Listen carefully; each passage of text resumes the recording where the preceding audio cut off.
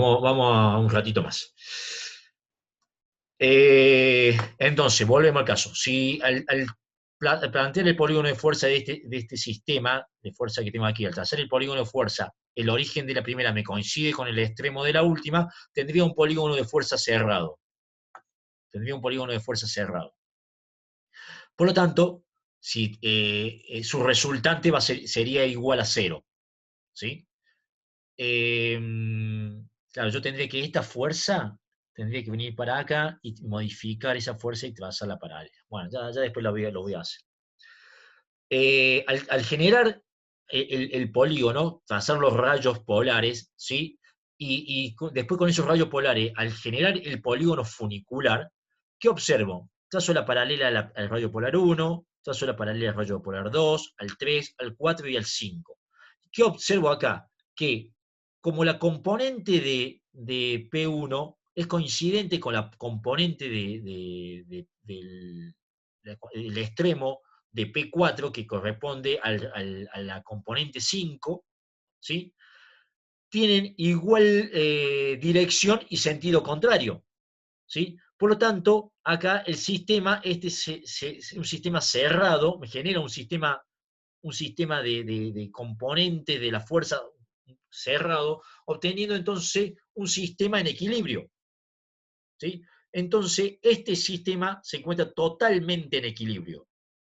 ¿Ok? Porque no admite resultante y a la vez el polígono funicular es cerrado. ¿Se entendió?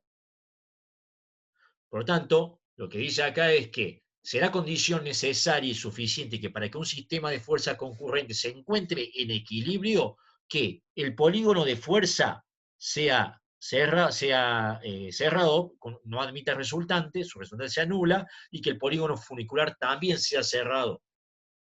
¿Está claro? Claro. Este sistema de fuerza está totalmente en equilibrio. ¿Ok? ¿Se entendió? Sí, profe. ¿Qué me pone acá? ¿No estoy grabando? Sí, estoy grabando, no estoy grabando. Sí, está grabando. Bien. Bueno. Veamos el tema de la determinación, eh, de la resultante, ¿sí? Para un sistema de fuerzas no concurrentes. Cuando determinamos el sistema de fuerza, para un sistema de fuerza concurrente, ¿sí? Determinábamos la resultante haciendo el método de las proyecciones, o sea, hacíamos la proyección con respecto al eje X y al eje Y, ¿sí? Bueno, y planteábamos dos ecuaciones, la ecuación de proyección con respecto a cada uno de sus ejes, y allí determinábamos la intensidad, dirección, sentido de la resultante, ¿sí? Y decíamos que, como es un sistema de fuerzas concurrentes, su punto de aplicación, ¿sí? Es justamente el punto de concurrencia del sistema. Acá cuando tenemos un sistema de fuerzas no concurrentes, ¿sí? Tenemos que determinar la intensidad, dirección y sentido de la resultante, pero después tenemos que determinar un punto de su recta de acción. ¿Sí? Por lo tanto, vamos a necesitar plantear tres ecuaciones. ¿Sí? Perdón. Vamos a necesitar plantear tres ecuaciones. Vamos a hacer, entonces tenemos un sistema de fuerza formado por las fuerzas P1, P2 y P3, ¿sí? Trazamos un sistema de ejes coordenados X, Y, y hago la proyección de todas estas fuerzas sobre el eje X y la proyección de todo este sistema de fuerzas sobre el eje Y. ¿Sí?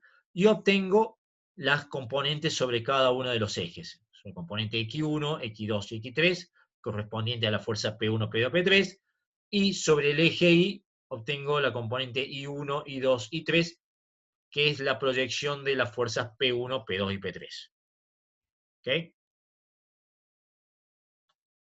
Hago el planteo de la ecuación de proyección, ¿sí? Con respecto al eje X y con respecto al eje Y. Me va a dar distinto de 0, por lo tanto, puedo obtener la intensidad de la resultante, ¿sí? Haciendo la raíz cuadrada del cuadrado de las proyecciones sobre cada uno de los ejes. obtengo la intensidad. Como esa como esas componentes, ¿sí? Si yo hago la tangente de esas componentes, ¿sí? Puedo obtener cuánto es el ángulo, puedo obtener cuánto vale la tangente de esas componentes. Al hacer el arco tangente puedo obtener el ángulo que va a ser la dirección, ¿sí? Me va a dar la dirección de la resultante del sistema de fuerza. Y luego, yo sabiendo si esas proyecciones X e Y se encuentran, en qué cuadrante se encuentran, voy a poder determinar el sentido de la resultante. Hasta acá es básicamente lo mismo que cuando determinamos la intensidad, dirección y sentido para un sistema de fuerzas concurrentes. ¿Ok? Pero ¿qué nos está faltando acá? Determinar un punto de la recta de acción. Por lo tanto, para poder determinar un punto de la recta de acción, lo que yo tengo que hacer es tomar momento. ¿Sí? Voy a decir que el momento de la resultante respecto al punto A es igual a la sumatoria de todos los momentos respecto al mismo punto. ¿Sí? Entonces yo tomo momentos respecto a un punto cualquiera, que es el punto A, y yo digo que el momento de la resultante, ¿sí? Respecto al punto A, ¿sí? Va a ser igual a los momentos de cada una de estas fuerzas respecto al mismo punto. ¿Sí? Tengo, para P1 tengo la distancia de 1, para P2 tengo la distancia de, para P3 tengo la distancia de 3 y para P2 tengo la distancia de 2. ¿Ok?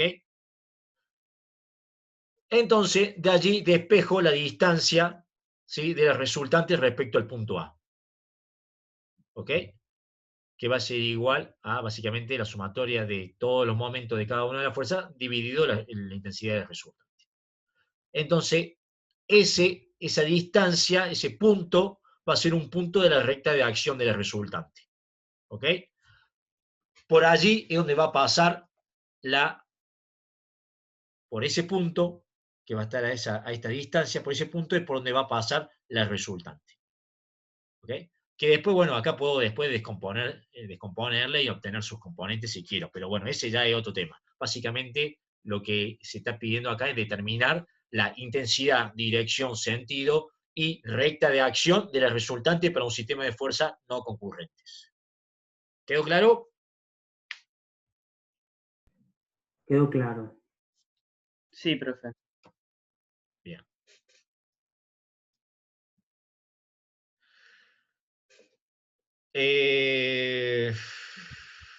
Bueno, y estas son las ecuaciones que planteamos. Una ecuación de proyección con respecto al eje X, una ecuación de proyección con respecto al eje Y y una ecuación de momento, ¿sí? Respecto a un punto cualquiera que es el punto A. ¿Sí? Se hace el planteo de 3 ecuaciones. Cuando nosotros hablábamos de fuerzas concurrentes, básicamente hacíamos el planteo de las 2 ecuaciones de proyección y no tomábamos momento respecto a un punto. ¿Ok? Que quede claro por qué. Porque en este caso no sabemos por dónde va a pasar el resultante. Para el caso de fuerza concurrente, sí sabemos que esa fuerza concurrente pasa por el punto de concurrencia de las fuerzas. Bueno, a modo de mención también, como en el caso de fuerza concurrente obteníamos la resultante haciendo el planteo de una ecuación de proyección y una ecuación de momento respecto a un punto, ¿sí? De igual modo, vamos a hacer nosotros el planteo de esas 2 ecuaciones para poder determinar la resultante, para poder determinar por dónde va a pasar la resultante, necesitamos hacer el planteo de otra ecuación de momento respecto a otro punto. ¿Ok?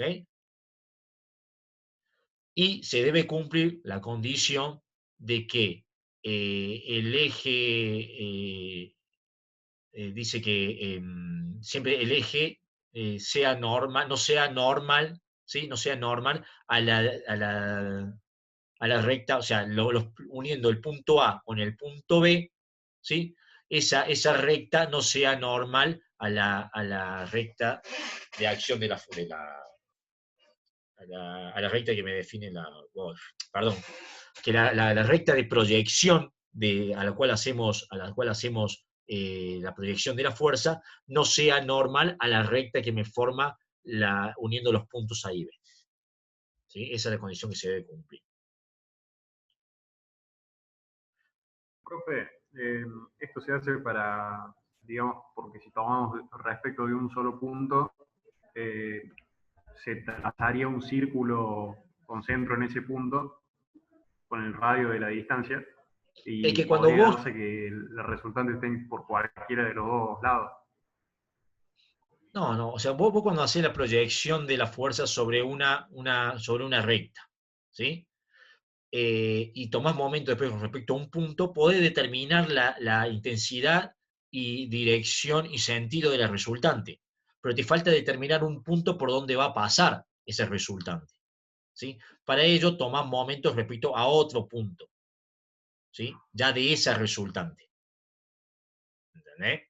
Porque vas a tener que, como ya conoces la intensidad y de la resultante, vos vas a tomar el momento de esa resultante respecto a un punto, ¿sí? Entonces va a poder determinar ese punto, porque ya conocés cuánto es la intensidad de resultante y podés determinar, ¿entendés? Entonces el momento de la resultante respecto a ese punto va a ser igual a todos los momentos de todas las fuerzas respecto a ese mismo punto.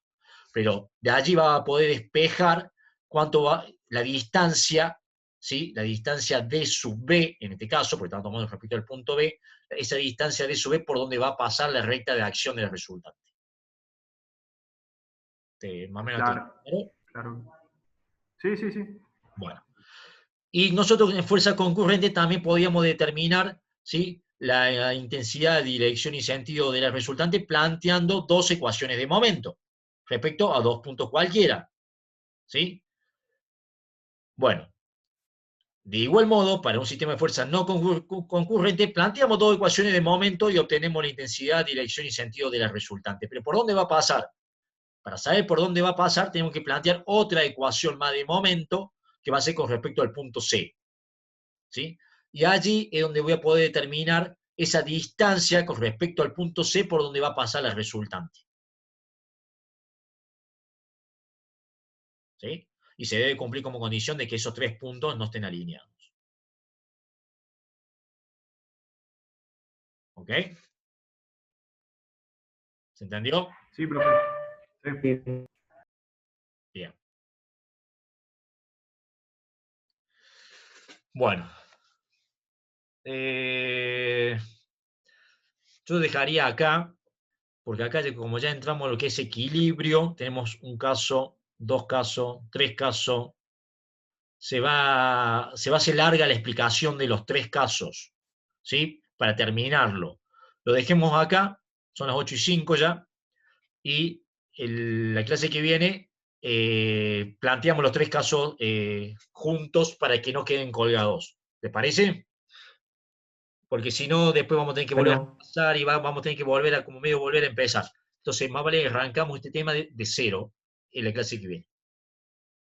¿Les parece? Sí, profe. Bueno, profe. Bueno, Bueno, profe. ¿Le quedó claro? Sí, pastor. ¿No hay dudas? No, sí, quedó todo claro, profe. ¿Sí? Junco, ¿te quedó claro? Te tengo notado, ¿eh? Oh, nada, estoy en la lista ahora. Sí, está en la lista. Ya. En la lista negra. Bueno, entonces, Vamos en la B. bueno, chicos, espero que haya quedado claro, pero voy a dejar de grabar, si no todo esto va a salir después de la grabación.